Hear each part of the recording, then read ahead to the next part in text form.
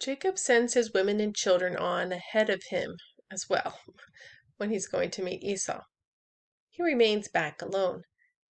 Then comes a famous but confusing incident.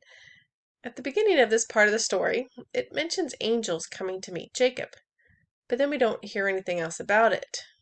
But he hangs back alone to spend the night with one of them. It just says a man wrestled with Jacob until morning. There is no record of words exchanged until that morning. Jacob wins by endurance, by perseverance, and the angel blesses him because of it. His blessing? He becomes the father of the nation of Israel. He becomes Israel. His name is literally changed to Israel, which means fights with God. Would you name your child fights with his dad? It will define Israel, though. The angels say it's because he strived with man and God prevailed.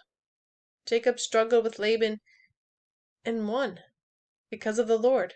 Jacob struggled with this angel and just held on. He doesn't leave unscathed, though. He limps the rest of his life as far as we know. This is Israel's story. They struggle. They prevail because of God's intervention.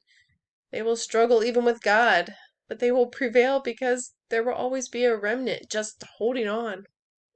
And today, if we as Christians are grafted into Israel, how has this become our story?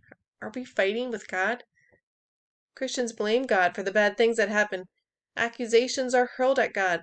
They're fighting with God. They're calling him names.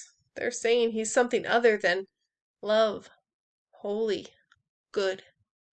They are denying who he is and suffering for it. What can we do?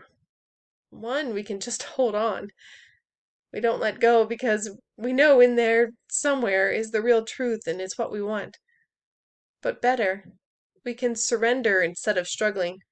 If God wraps his arms around you, don't wrestle. Let him hold you.